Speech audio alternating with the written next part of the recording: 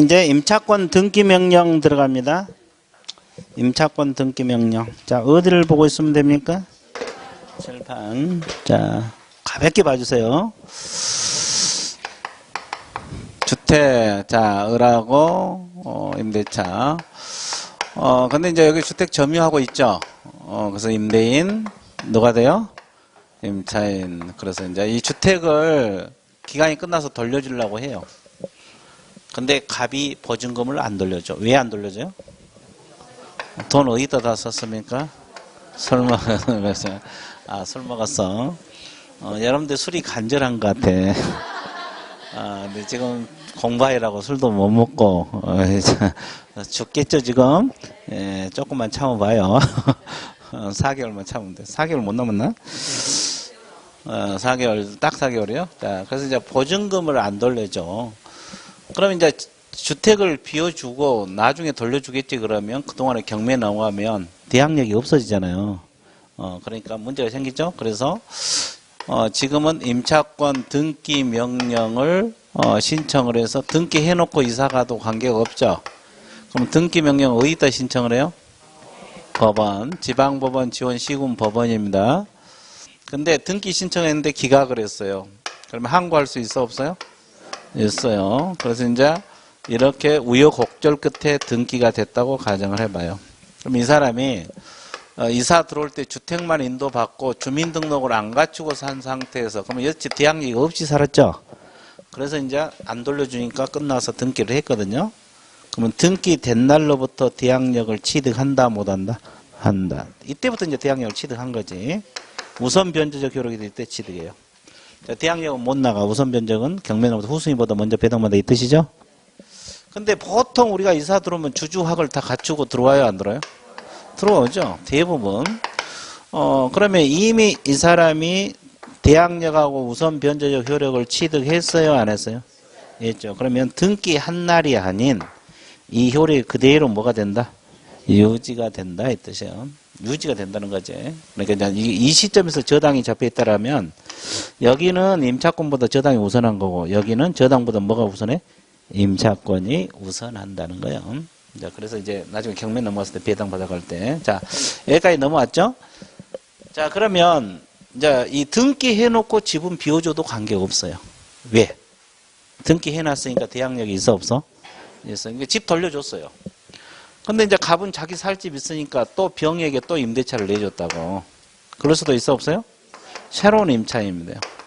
그럼 새로운 임차인인데 이 사람이 주학을 갖추고 서울에서 보증금 1억 1천만 원에 들어옵니다.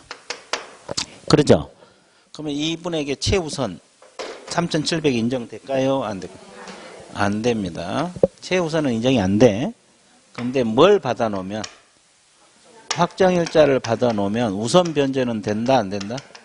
됩니다. 우선 변제는 돼요. 이걸 받았을 때. 이해됐죠? 우선 변제는 후수인보다 우선하죠? 예, 을을 해칠 오류가 없어요. 그러면 찰바 없어요.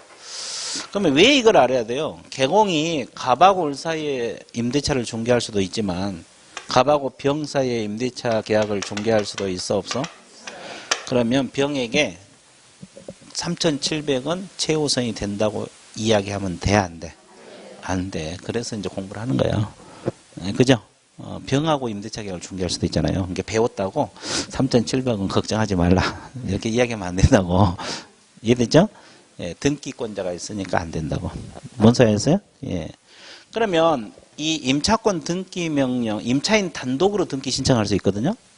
이것은 임차인 단독으로 등기 가능해요. 그러면 등기 비용이 들어가, 안 들어가? 임대인에게 청구할 수 있냐 이 말이에요. 있어요. 임대인에게 청구할 수가 있다. 자, 몇 줄 그어드릴게요. 107페이지 임차권 등기명령 제도 나와 있죠? 자, 등기명령 신청자 임차인 단독으로 가능하다는 거. 그리고 동그라미 1번 임대차가 종료된 후 보증금을 반환받지 못한 임차인 가로로 묶으세요. 가로로 묶어야 돼요. 이분들이 임차권 등기명령 신청합니다. 자, 임차주택 소유권을 지방법원 지원 시군법원에 등기를 신청할 수 있다. 그리고 기각하는 결정에 대해서는 임차인은 뭐 할 수 있다? 항고할 수 있다. 그리고 등기명령 신청 그에 따른 등기에 관련된 비용을 누구에게 청구할 수 있다? 임대인에게 청구할 수가 있다. 이 지문. 자, 양가로 2번 효력이 중요하죠. 자, 임차권 등기명령 임차권 등기가 격려되면은 임차인은 대항력하고 뭘 취득한다? 우선 변제. 그러니까 여태 대항력 없이 산 경우죠. 그러니까 이때는 등기 한 날로부터 대항력하고 우선 변제적 효력을 취득한다. 이 뜻이고. 다만 임차인이 이미 대항력 우선 변제를 취득하고 있는 경우에는 등기 외 대항력권을 상실하더라도 대항력 우선 변제 효력은 소멸한다 안 한다? 안 한다. 자, 동그라미 2번. 임차권 등기 명령 집행 임차권 등기가 격려된 실질 그 이후에 임차인이 누구요? 병이잖아요. 이런 것은 최우선 변제를 받을 권리가 있다 없다? 없다. 그런데 확정일자에 의한 우선 변제는 된다고 나와 있어 안 나와 있어? 나와 있죠. 다 나와 있죠? 자, 그 이해를 하고 계시면 돼요. 임차권 등기 명령 신청 제도. 끝났어요? 안 끝났어요? 끝났죠. 자, 그 다음에 5절 제목이 뭐예요? 상가 건물 임대차 보호법 들어갑니다. 이걸 줄여서 뭐예요? 상임법. 자, 주임법하고 비교하면서 머릿속에 넣어보세요. 자, 상가 건물 임대차 보호법을 줄여서 상임법이란 말을 써요.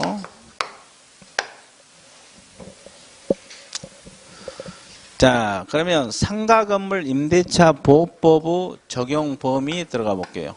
자, 칠판을 먼저 보세요. 이것은 상가 건물에서만 적용이 된다. 무슨 건물에서만 적용된다? 그런데 사업자 등록의 대상이 돼야 된다. 사업자 등록의 대상이 되는 상가 건물입니다. 됐죠? 자, 그 다음에 보증금 규모가 있어요? 없어요? 있죠. 자, 보증금 규모가 나와 있는데, 자, 서울특별시는 얼마 이하만 적용된다? 9억 원. 이건 무조건 머릿속에 넣어야 돼요. 그럼 9억을 넘어서면 이 상임법을 적용하지 않아요. 우선변제, 최우선변제가 안 된다는 소리요.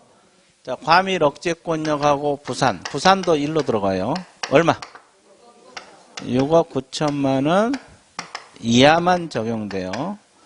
자, 광역시는 5억 4천만 원 이하만 상임법이 적용된다. 그 밖의 지역은 3억 7천만 원 이하만 적용이 된다. 그래서 이제 이 금액은 무조건 외워야 돼요. 자, 그래서 9653입니다. 앞쪽은. 나 못 외우겠다. 그러면 앞에부터 외워봐. 9653. 자, 그리고 이제 나중에 뒤에는 써서 공부해도 돼요. 자, 그러면 여기서 잘 봐보세요. 근데 보통 우리가 월세도 있잖아요. 상가 임대할 때. 그럼 환산을 해야 돼, 안 해야 돼? 그럼 환산해서 저기다 대하면 돼요. 그럼 환산 공식이 보증금 플러스 월세 차임이죠? 월세 곱하기 100입니다. 그러면 예를 들면 보증금 3억에 월세 100만 원이면 100만 곱하기 100. 그럼 100만 곱하기 100 아까 얼마 나오세요? 1억. 합하면 4억이잖아요. 그럼 4억이면 서울특별시하고 과밀 억제권하고 광역시는 상임법이 적용한다 안 한다? 왜? 다 미치니까. 자, 광역시 5억 4천 미치니까. 근데 그 밖의 지역에서는 상임법이 적용된다 안 된다? 안 된다. 그러니까 이제 환산을 해서 저기다 대입하면 돼요. 자, 그 다음에 항상 원칙이 있으면 뭐가 있어요? 예. 그러니까 상임법이 보증금이 넘어섰더라도 상임법이 적용되는 법 규정들이 몇 가지가 있어요. 얘는 무조건 외워라. 이것도 외워야 돼. 이건 외울 거 맞네. 자, 대항력 못 나가 하는 규정이 있어 없어요? 이건 금액에 관계없이 상임법이 적용돼요. 보증금 20억짜리도 대항할 수 있다고. 또 계약갱신 요구권 있습니까? 자, 임대차 계약 기간 중에 계약을 갱신해 주세요. 끝나기 전에 요구권 있죠? 이것도 금액과 관계없이 가능해요. 좀 이따 배우겠죠? 자, 그 다음에 또 뭐가 있어요? 권리금, 보호 규정이 있죠? 권리금 해수기의 보호. 자, 해수기의 보호 규정이 있는데 이것도 마찬가지로 금액과 관계없이 권리금 보호가 인정되고, 자, 그 다음에 표준 권리금 계약서하고 상가 건물 임대차 표준 계약서들이 있어요 없어요? 표준 계약서들이 있어요. 자, 이것도 금액과 관계없이 상인법이 적용된다. 그리고 몇 기 차임을 연체하면 계약을 해지할 수 있어요, 없어요? 있죠. 이 규정. 이게 이제 상인법에 상기 차임 연체하면 계약 해지할 수 있다. 이 규정이 있거든요. 이 규정도 마찬가지. 금액과 관계없이 상기 차임 연체하면 계약을 해지할 수 있어. 그러니까 이런 법규들은 상인법을 적용한다, 안 한다? 한다. 금액과 관계없이 상인법이 적용이 된다. 자, 그러면 저것을 어떻게 공부를 해야 돼요? 자, 두 문자 동그라미 쳐놨죠? 외워야 돼요. 자, 어떻게 한다? 대개, 권표, 차. 이렇게 해보세요. 어떻게 한다? 대개, 권표, 차. 어떻게 한다? 대개, 권표, 차. 집에 갈 때도? 여기 올 때도? 계단 내려갈 때도? 계단 올라올 때도? 빨리 올 때는? 아, 그렇지. 그죠. 계단을 빨리 올라가면 숨도 차겠죠? 대개 권표 차입니다. 자, 그래서 대가 뭡니까? 대항력. 계가 계약갱신 요구권. 권위 권리금 보호규정. 자, 그 다음 뭐요? 표준 권리금 계약서, 상가건물 임대차 표준 계약서. 표준 계약서들이 있어요. 자, 차임 연체하고 계약 해지가 차입니다. 자, 상인법에서 상기 차임 연체하면 계약 해지하도록 규정이 되어 있어요. 책에 다 나와 있어요. 이따 밑줄 먹으면 돼요. 자, 대개, 권표차. 이렇게 안겨보세요. 중요합니다. 이것은 금액과 관계없이 상가 건물 임대차 보호법이 적용이 돼요. 근데 아까 우선변제, 최우선변제는 이 속에 안 들어있죠? 안 들어있잖아요. 그러니까 이 9억 넘어서면 서울에서 우선변제, 최우선이 안 된다고. 정리되고 있어요? 그래서 이제 대개, 권표차. 이렇게. 되게 재밌어. 대개, 재밌죠? 한번 해봐. 아주 많이 잘 듣네. 그죠? 아주 좋았어요. 무조건 합격이다. 자, 그러면 여기까지 조금 더 하고 밑줄 그어야지. 자, 여기까지 정리됐죠? 그러면 아까 우리가 주임법에서는 일반 법인은 적용되지 않고 세 가지 법인만 주임법이 적용된다 그랬죠? 근데 여기 상인법은 일반 법인도 적용이 됩니다. 일반 법인도 상인법이 적용된다는 거. 주임법은 약간 차이가 있죠? 또 하나, 미등기 전세에도 적용이 돼요? 안 돼요? 돼요. 이건 주임법하고 같죠? 예, 그 다음에 또 일시사용 임대차는 적용한다? 안 한다? 이것도 주임법하고 같죠? 예, 자, 이렇게 이런 적용 범위 알고 있으면 돼요. 자, 밑줄으로 떠납니다. 자, 107페이지 양가로 1번 대상 건물은 사업자 등록 후 대상이 되는 상가 건물 임대차 밑줄 그으시고, 사업자 등록 대상은 개인, 법인도 적용된다는 거. 법인 동그라미. 자, 대상 보증금은 다음 초과는 임대차는 적용한다 안 한다? 근데 예외적으로 적용되는 거 있죠? 자, 대항력에서 어디 동그라미? 계약갱신 요구권에서 어디 동그라미? 특례도 그러고, 그거 나누고. 자, 권리금 회수기에 보여서 어디 동그라미? 표준 권리금 계약서 상가건물 임대 표준 계약서 어디 동그라미? 차임 연체와 계약 해지 중에서 어디 동그라미? 차. 그럼 어떻게 한다? 대개, 권표, 차. 아주 좋았어요. 자, 그 다음에 서울에서는 9억 이하만, 과밀억제는 6억 9천 이하만, 광역시는 5억 4천 이하만, 그 밖에서 3억 7천 이하. 됐죠? 자, 뒷페이지 보증금 외에 차임이 있으면은, 자, 후단에 보증금 플러스 차임 곱하기 100 있어요? 거기 동그라미.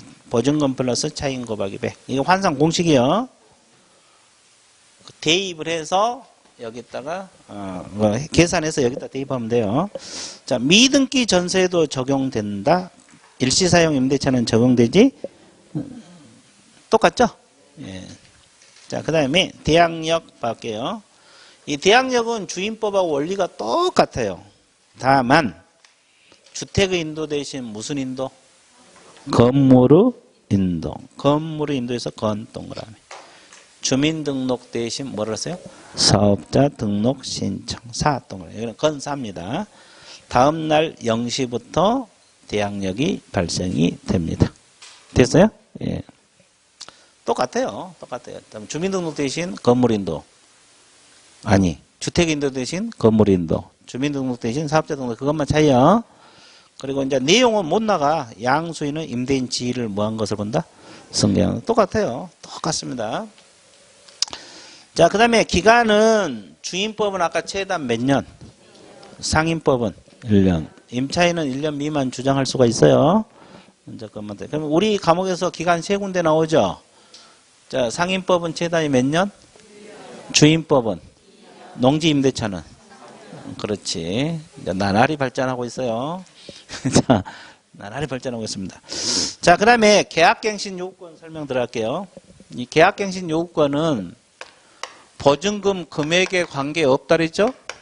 10억짜리도 계약갱신 요구권을 행사할 수 있다 없다? 있어요. 자, 칠판 봐보세요. 둘이 임대차 계약을 맺었습니다. 자, 임대를 내준 사람을 누구라 그래요? 들어간 사람을 임차인이란 말을 써요. 자, 그러면 자, 임대차 기간이 끝나기 6개월에서 몇 개월 전까지 계약 갱신을 요구할 수 있다는 거죠? 6개월에서 몇 개월 전? 1개월 전. 그러면 임대인은 원칙적으로 거절할 수가 있어요? 없어요? 없어요.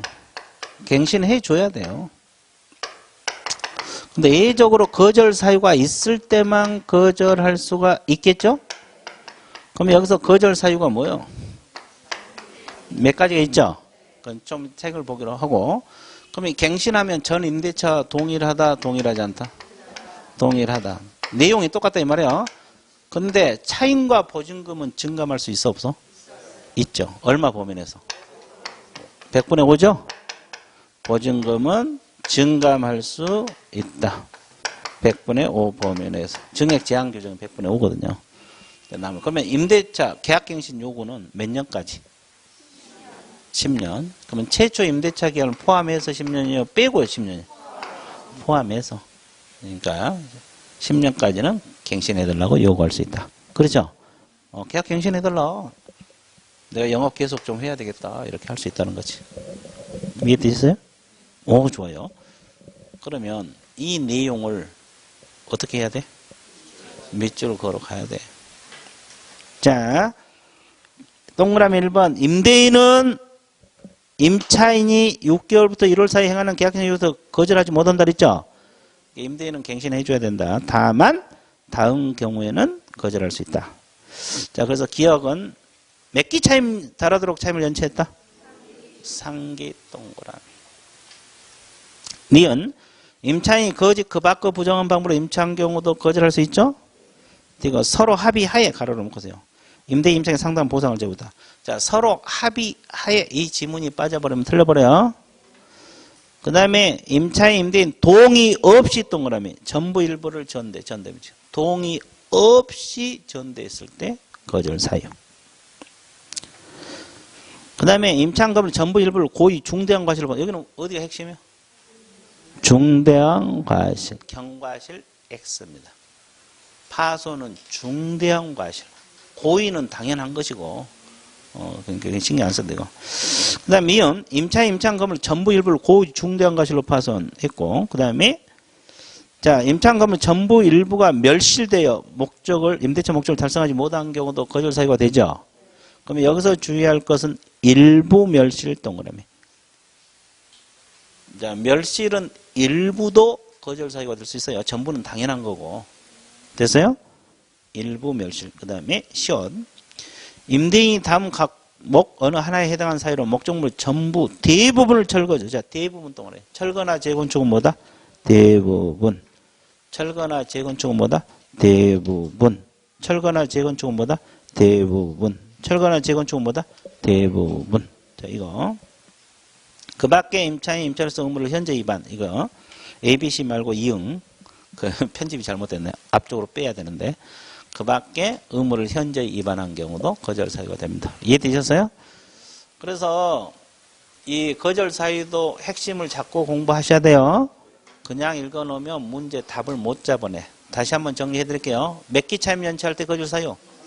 3기. 보상은 서로 합의 하에. 전대는 동의 없이. 파손은 중대한 과실. 됐죠? 멸실은 일부 멸실도 가능하다는 거. 철거나 재건축은 대부분. 이런 단어를 익숙하게 만들어야지 답을 골라낼 수 있어요. 됐습니까? 예. 자, 그 다음에 오른쪽 동그라미 2번 보세요. 자, 최초 임대차계를 포함한 동그라미 포함해서 몇 년 범위에서 10년. 자, 갱신되는 임대차는 전 임대차와 동일한 조건으로 계약한 것으로 보되 차임과 보증금 100분의 5 범위 내에서 증감할 수 있다 없다? 증감 동그라미. 됐어요? 예, 그 4번도 마찬가지. 그 보증 금액을 초과하는 임대차 계약 갱신의 경우에도 증감할 수 있어요. 그죠? 자, 그 다음에 양가로 3번 법정갱신 한번 읽어보세요. 주임법하고 차이점이 있나 없나. 아까 법정갱신 주임법에 설명했잖아요. 차이점이 있나 없나 읽어봐요. 주임법상 법정갱신하고 상임법상 법정갱신의 차이점 있냐 없냐.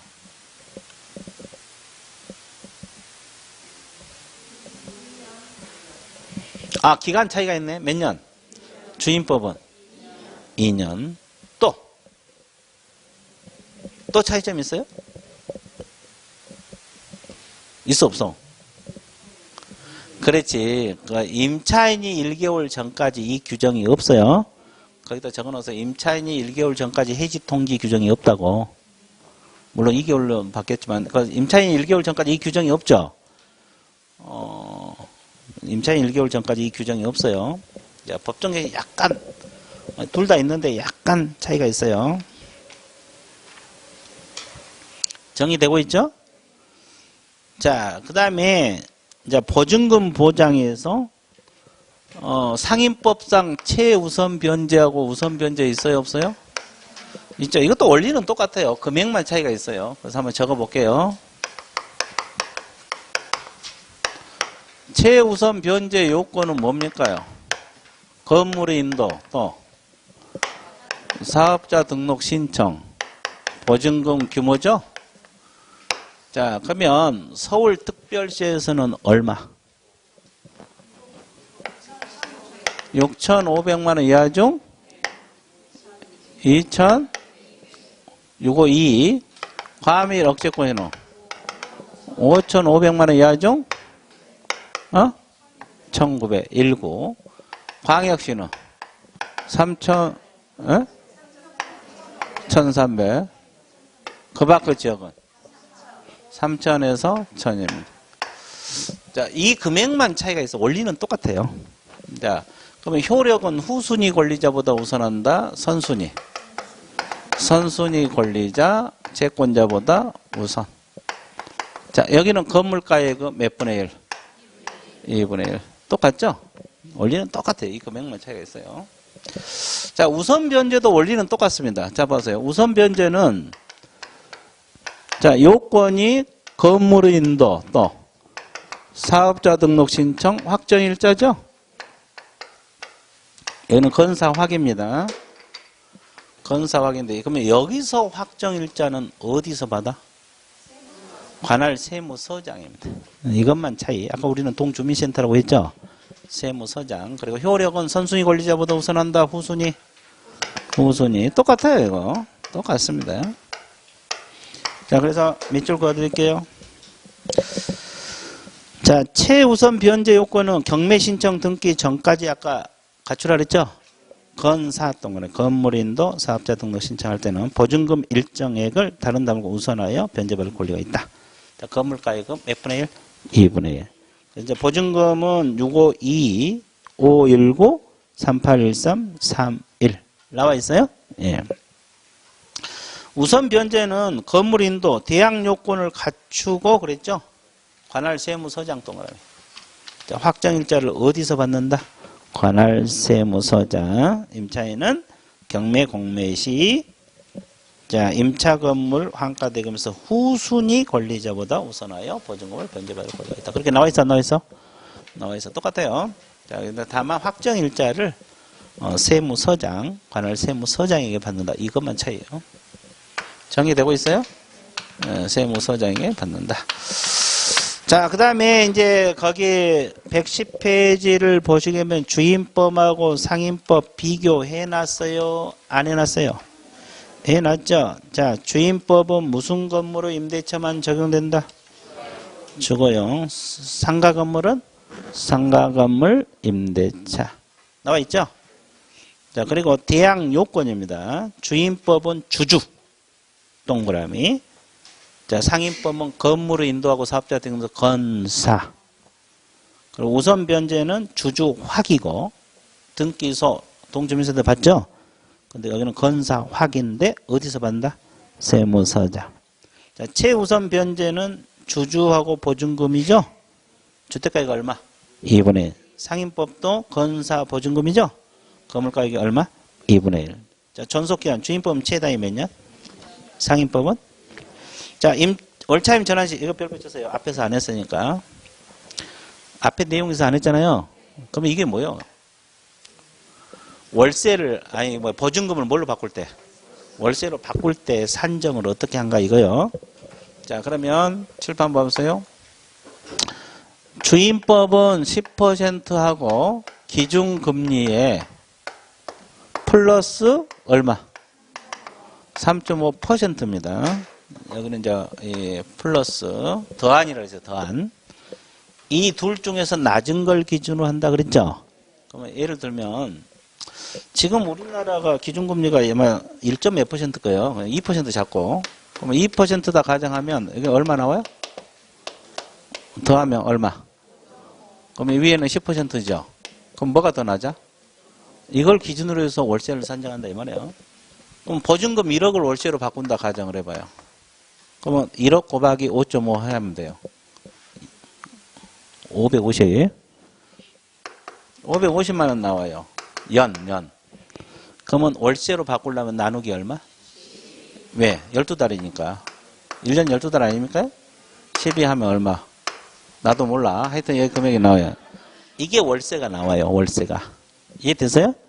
그러니까 둘 중에서 낮은 걸 기준으로 해서 월세를 산정한다. 이 뜻이요.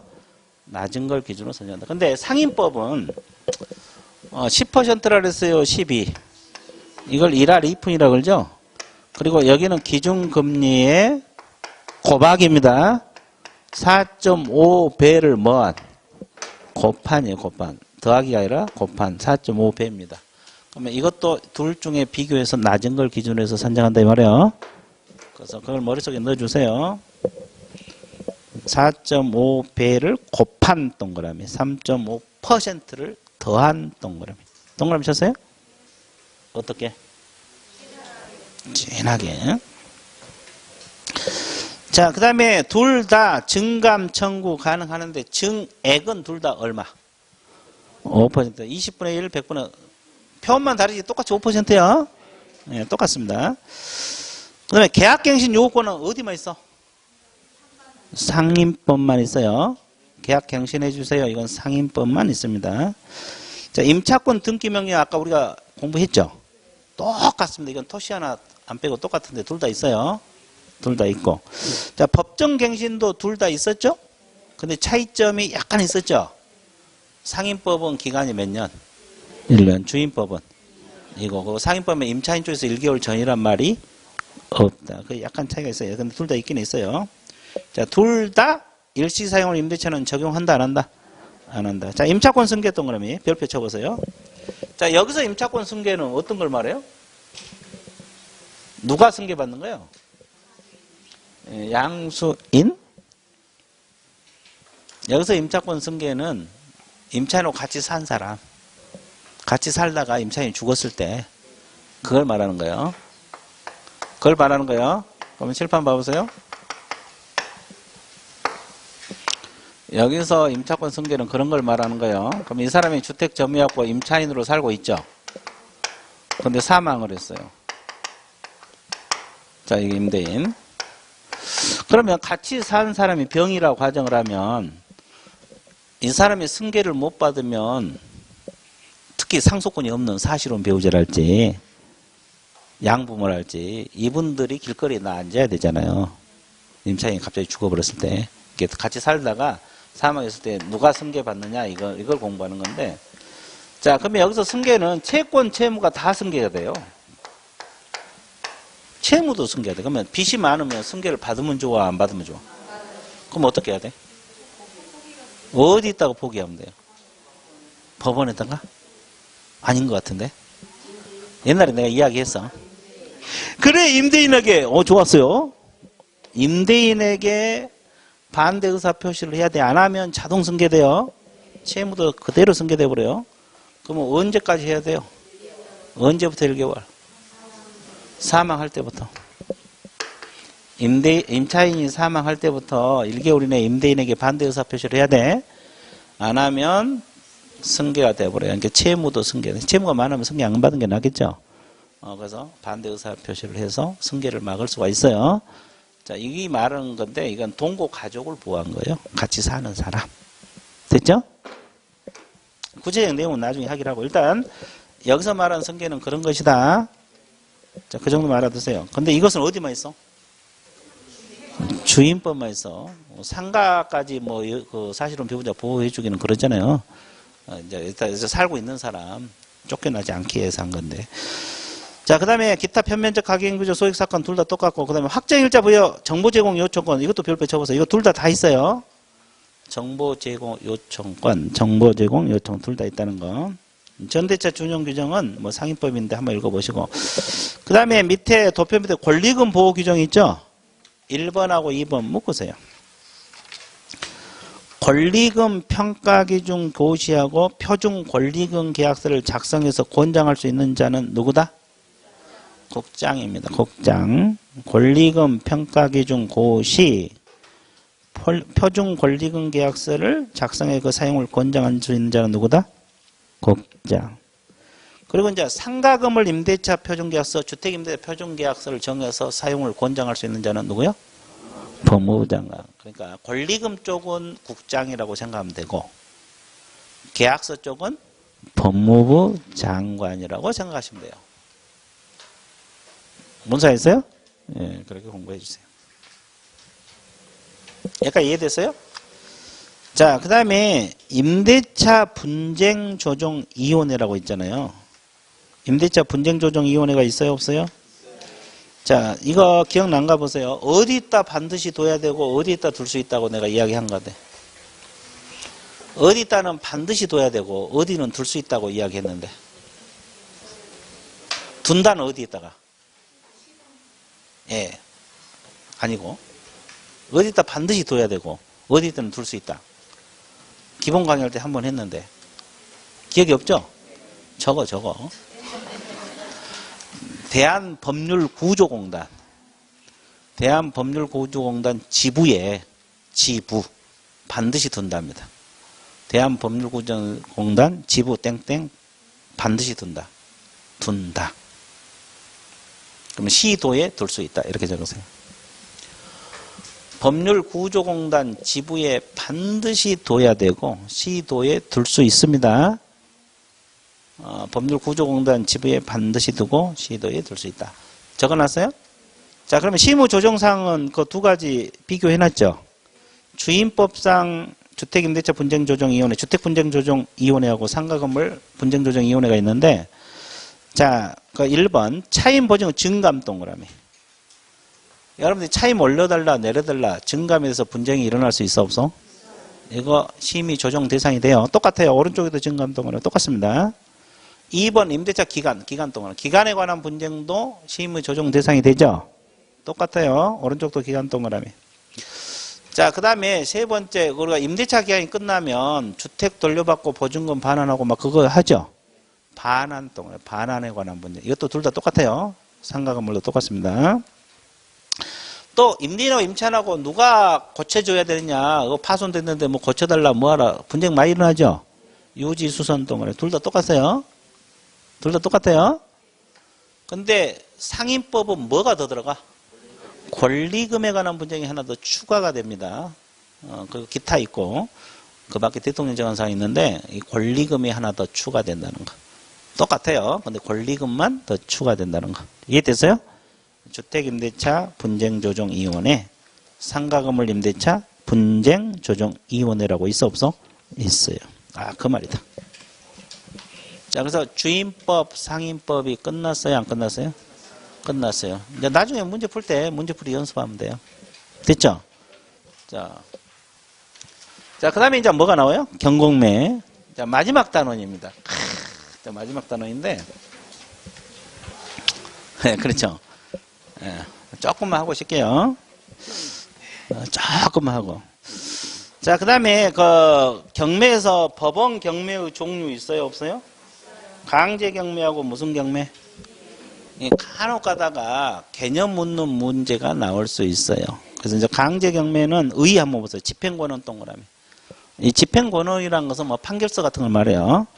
집행권원을 보유한 채권자가 집행권원에 표시된 이행청구권 실현을 위하여 채무자 소유 부동산을 압류 동그라미. 압류한 후 매각하여서 매각되면서 금전채권 만족을 얻은 강제집행 절차를 말한다. 이렇게 나와 있는데 이 집행권원하고 압류란 단어가 나오면 강제경매의가 되는 거예요. 무슨 경매? 강제경매. 그러니까 재산을 압류해갖고 경매 들어간 걸 말해요. 집행권을 확보해서. 그 다음에 의무경매를 보세요. 의무경매는 저당권, 전세권 동그라미.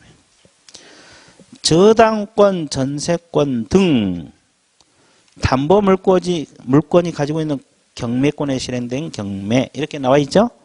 우리가 저당 잡은 건물 돈 안 갚으면 경매 신청할 수 있어 없어? 이걸 무슨 경매? 의무경매. 이해되셨습니까? 예, 그렇게 공부를 해주면 돼요. 자, 경매 종류 그 정도. 그 다음에 이제 그 물적 부담이 소멸주의하고 무슨 주의? 이 권리 분석이거든요, 이게. 이제 경매에서는 권리 분석이 중요해요, 중요하잖아요? 중요하고 경매 절차 중요하고 그래요. 그래서 이제 이 권리 분석은 이 소멸주의하고 인수주의가 있어요. 자, 개념 잡아드릴게요. 소멸주의란 말은 이겁니다. 이 가장 먼저 저당권이 설정되어 있고, 두 번째가 전세권이 설정되어 있고, 세 번째가 근저당권이 설정되어 있고, 네 번째가 임차권. 권리가 몇 개나 설정되어 있어요? 4개. 근데 을이 경매로 샀다고. 매수를 했어요. 매수인 또는 경락인 그래요. 그러면 얼마에 샀느냐? 1억에 샀다 가정을 해봐. 그러면 여기서 말소 기준, 소멸되느냐 인수되느냐 기준 잡는 권리가 말소 기준 권리죠. 이 저당이 되거든요. 왜 된가는 좀 이따 보기라고. 자, 이건 원래 없어져요. 그리고 밑에 건 다 없어져요. 인수돼요. 없어져. 그래서 소멸주의라네. 인수주의란 거 안고 산다 이 말이지. 자, 원리를 보면 가장 선순위로 전세권이 설정되어 있고, 두 번째가 저당권이 설정되어 있고, 세 번째, 3개만 할게요. 임차권이 설정되어 있다. 그럼 우리 경매로 1억에 샀어요. 그럼 여기서 말소 기준 권리가 뭐예요? 저당이에요. 그럼 이제 이거 원래 없어진 권리거든요. 그리고 밑에 건 다 없어져. 그럼 뭐가 인수가 돼요? 전세권이니까. 안고 산다 해서 무슨 주의? 인수주의 말이에요. 전세권은 원칙적으로 인수가 됩니다.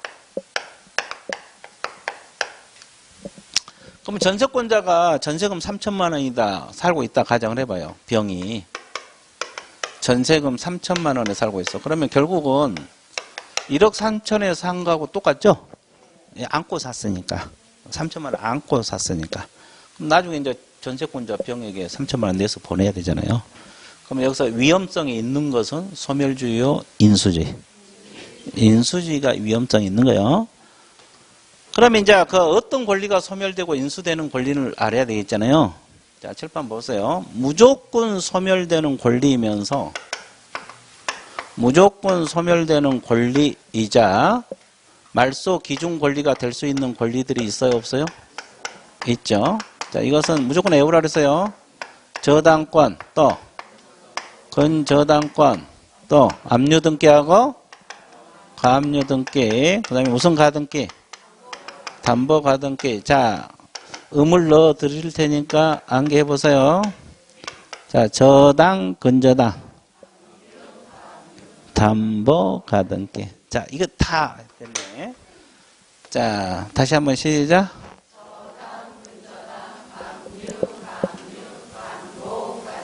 좋았어요. 이렇게 합창이 잘 된 학원은 처음이야. 그렇죠? 다른 데도 하고 있지만 어떤 데들은 중구난방이에요. 여기는 호흡이 잘 맞아. 자, 그러면 정서에 안 맞더라도 그렇게 해봐. 나는 그런 음은 안 맞아. 그래도 어쩔 수 없어. 자, 됐어요? 자, 그러면 이건 무조건 소멸되면서 말소 기준도 될 수가 있다 없다? 자, 그러면 칠판 보세요. 여기서 말소 기준 권리 개념 잡아드릴게요. 말소 기준이라는 것은 소멸되냐 인수되느냐 기준 잡는 권리다 이 말이에요.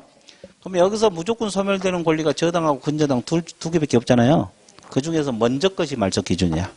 그러니까 이것은 무조건 소멸되는 권리니까 소멸하고 밑에 건 다 없어진다 이 말이고, 여기는 기준이 말소 기준 권리가 뭐밖에 없어요?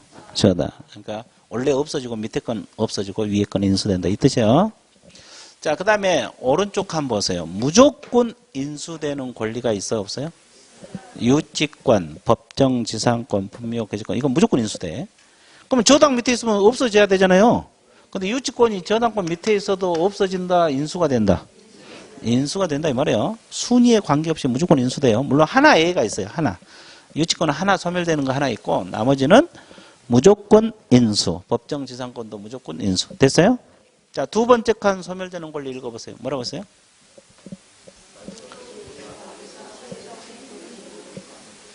말소 기준으로서 앞서 설정된 전세권 중 그랬죠? 배당 요구 종기까지 배당 요구를 한 전세권은 소멸한다고 나와 있죠? 그럼 칠판 보세요. 여기서 말소 기준 권리가 뭐예요? 저당이잖아요. 그럼 전세권이 앞서 설정됐어요? 나중에 설정돼요? 그럼 원래는 인수되죠? 근데 예외적으로 전세권자가 법원에다가 배당 요구 종기까지 뭘 해버려요? 배당. 전세금 돌려달라고 배당 요구를 한다고. 그러면 이 전세권이 인수가 돼요? 소멸이 돼요? 소멸이에요. 병이 안마를 안고 있으면 인수가 돼요. 눌러 살 수 있는데 나 나가겠다. 돈 돌려달라. 그러면 없어져 버려요. 그러면 이 전세권자 병이 배당 요구하면 어른 좋아요 안 좋아요? 좋죠. 왜? 원래 뭘 하나 안고 샀어요? 전세. 근데 이 사람마저도 배당 요구해버리면 이것도 없어져 버리잖아요. 그럼 어른 깨끗한 물건을 살 수 있어 없어? 있죠. 뭔 사였어요? 그 말이에요. 자, 그 다음에 세 번째 칸 왼쪽 오른쪽 첫째 줄만 읽으세요. 뭐라고 나왔어요? 아니 세 번째 칸 첫째 줄 말소 기준 권리보다 뒤에 동그라미 뒤에 설정된 용의물권은 소멸이고 오른쪽 앞서 설정된 용의물권은 뭐다? 인수. 뒤에 앞서 동그라미 쳤어요? 그럼 이거 이 말이에요. 이게 말소 기준 권리들이잖아요. 이보다 나중에 설정된 용의물권은 뭐다? 소멸. 그 권리 안 외워도 돼요. 이보다 늦게 설정된 건 무조건 소멸. 이보다 앞서 설정된 권리는 인수 이 뜻이에요. 그러면 여기서 말소 기준 권리는 저당이잖아요. 이건 원래 없어지고 밑에 것은 다 없어진다 이 말이에요. 그럼 여기서 말소 기준 저당이잖아요. 위에 건 인수되고 밑에 것은 소멸된다 그 뜻이에요. 그 세 번째 칸이 그 뜻이라고. 이 권리들 일일이 안 외워도 돼요. 이 권리들 안 외워도 나중에는 소멸한다. 됐습니까? 자, 네 번째 또 읽어보세요. 늦게 동그라미. 오른쪽은? 앞서 동그라미. 그러니까 이게 없을 때 말아요. 이 저당권이랄지 이런 말소 기준 권리가 없으면 저당이나 압류 이런 게 없을 수도 있잖아요. 그럼 뭐가 기준이 된다? 경매, 개시, 결정, 등기가 기준이 된다 이 말이에요. 이거의 기준이 돼서 이보다 늦게 설정된 권리는 전부 다 뭐가 된다? 소멸. 이보다 먼저 설정된 권리는 인수 그 뜻이에요. 이해되셨어요? 저당이 없으면 이걸 기준으로 한다 이 말이에요. 이것도 이게 말소 기준이야. 말소 기준. 이해됐습니까? 예, 그래서 이제 이거 그 뜻입니다. 자, 그래서 권리 분석 이제 문제 푸는 요령만 습득하면 돼요. 끝났어요. 근데 아까 유치권 하나 A 있다 그랬죠? 얘가 이거요. 이 경매 개시 결정 등기되면 물건이 압류가 되거든요. 이 이후에 설정된 유치권은 소멸이야. 원래는 저당 밑에 있더라도 인수잖아요. 근데 이 경매 개시 결정 등기 늦게 또는 압류 등기 이후에 이렇게 한 유치권은 소멸입니다. 이해됐어요? 이거 하나 A입니다. 이거 하나 A. 그냥 들어만 뒀어요. 나중에 문제 풀 때 하면 됩니다. 자, 그 다음에 하나만 더 하고 싶고요. 양가로 3번에 경매행위 참가할 수 없는 자 있어요? 채무자 동그라미. 재매각에서 이거 두 가지는 반드시 해보세요. 채무자하고 재매각에 있어서 전매수인은 경매 참가 못해. 채무자하고 재매각에 있어서 전매수인은 참가 못해. 그 외에 이제 집행관하고 친족, 감정인하고 친족, 법관 담임 법원 사무관 있잖아요. 이분들은 경매에 관여했으니까 참가를 못합니다. 됐어요? 자, 참가할 수 있는 자는 없는 자 빼고 다 가능한데 일반인, 채권자, 담보권자, 삼치사 가능하죠? 채무자, 가족 동그라미. 자, 의무경매에서 물상보증 이 두 가지는 외우세요. 자, 방금 왼쪽에서 채무자는 된다고 했어요? 안 된다고 했어요? 근데 누구는 된다? 가족은 돼서. 그러니까 그 물건을 지키려면 채무자가 빚을 많이 져서 경매에 넘어가잖아요. 가족이 낙찰 받아볼 수도 있어요. 그 물건 지키려면. 가만 잡았어요? 그러니까 채무자는 안 되는데 채무자 가족은 된다는 거. 또 재매각에서 전 매수인은 경매에 참가할 수 없다는 거. 여기까지 정리됐어요? 그래서 이제 권리 분석하고 경매에 참가할 수 있는 자 없는까지 공부해봤죠? 그러면 조금 쉬었다가 경매 절차 넘어갑니다.